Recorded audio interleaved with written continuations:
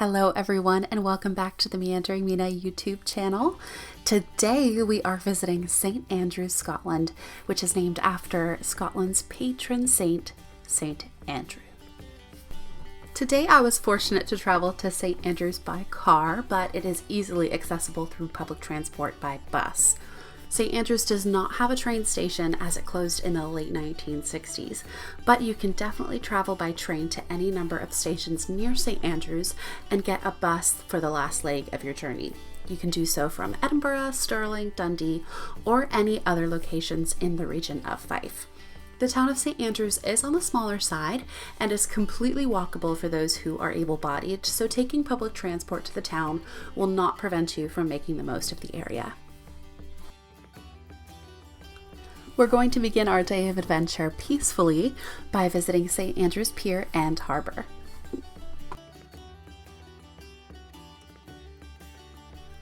It's a little overcast this morning, but the afternoon is forecast to be partly cloudy with some sun, so we're looking forward to experiencing St. Andrews in the sunshine, although we're starting in the clouds today.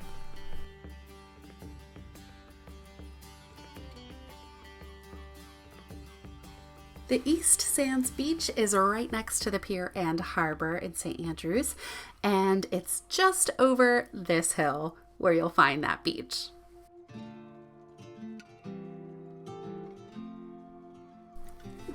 And here we are on the pier of St. Andrews Harbour, looking at an informational plaque about the pier and harbour and a little bit of their history.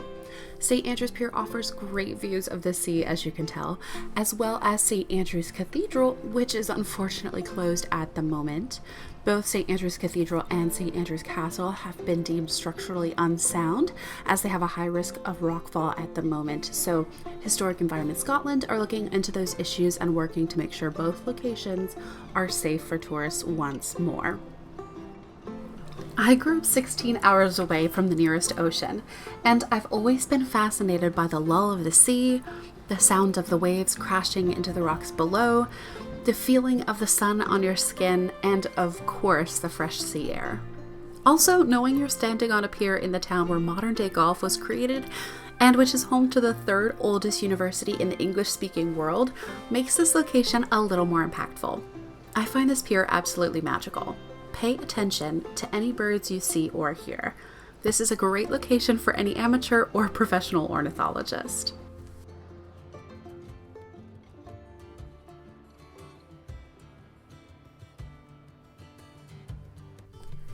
After taking sufficient time to enjoy the peacefulness at the harbour and pier, we'll now move on to St. Andrews Castle and Cathedral. Like I said, they're both closed right now to visitors because they're structurally unsound, but that's not going to stop us from at least looking at the outside of the castle.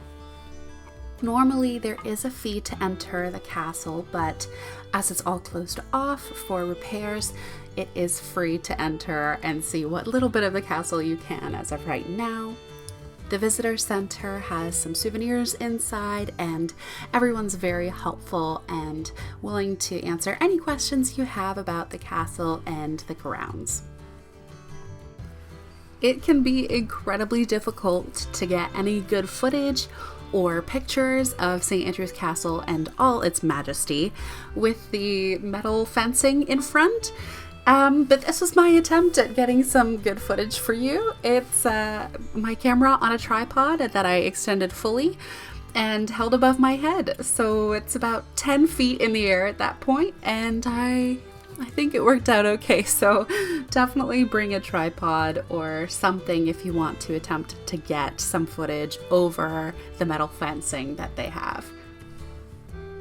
And again, some more stunning views of the sea, because when in St. Andrews, might as well take advantage of it.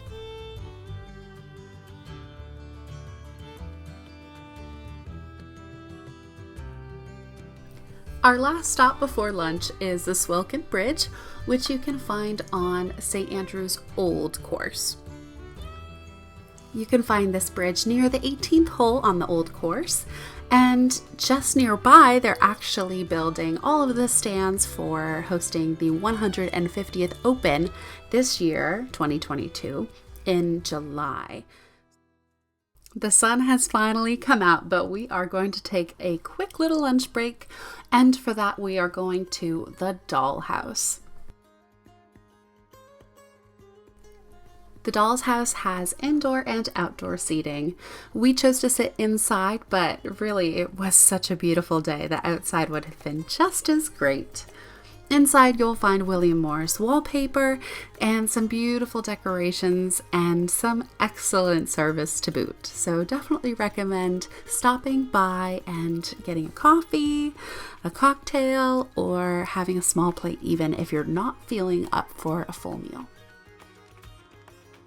Stepping outside the Doll's House, you will see the beautiful Holy Trinity Church, and this church has gone over several iterations. It's moved a couple of different places within St. Andrews, and it's had some renovations, but the attention to detail is unmatched. The sculpting is immaculate, and the stained glass windows are exquisite as well. So definitely take a minute to look at this and experience some of the beautiful religious architecture that you can find within St. Andrews. And just down from the Holy Trinity Church, you will find Fisher and Donaldson, which is a family bakery that has been in business since 1919. Their fudge donuts are unbelievable, and I would highly recommend that you get at least one for yourself and for anyone else that you love. They also have chocolates, meat pies, and other pastries. So if donuts aren't your thing, they have a lot of options. But I think you'll like the fudge donut. Next, we're going to pay a visit to a feline friend of ours named Hamish McHamish. You can find Hamish right next to Holy Trinity Church. While I was taking this footage of Hamish, I actually met a woman who knew Hamish very well. He used to play with her dog, and they used to have all kinds of good fun together. So that was really nice to have a first-hand account of Hamish and an insight into his personality. So thank you so much, Edith, for sharing your story with me. Scan this QR code, which is from Hamish's statue, and you'll actually get to hear Hamish himself talk about his impact on St. Andrews.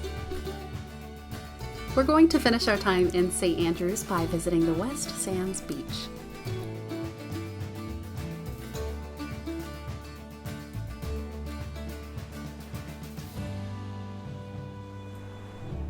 Cinephiles might know this location as the set for the beach run scene in the film Chariots of Fire, and there's a little plaque here to commemorate that as well.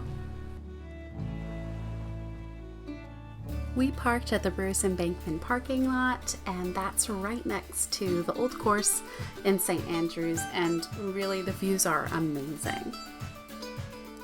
In this clip on the right, we have the World Golf Museum for all of you golfing fans out there, and of course the historic old course. We started our day by the sea when it was a little bit moody and overcast, and it's so nice to end the day by the sea as well. And the sun is out and shining, and gosh, it's just the most beautiful weather. We could not have asked for better. Although this would be a great location to enjoy your Fisher and Donaldson fudge donut, I decided to take mine home and have it with my afternoon tea. I didn't really appreciate the concept of afternoon tea until well after I moved to Scotland. As much as I absolutely love and enjoy coffee, drinking tea has a very different feeling.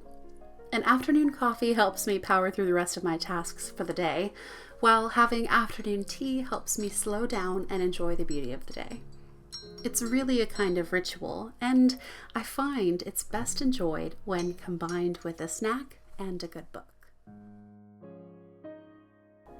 Not to worry, I did not forget about you, dear friend. I'll pour you a cup of tea as well.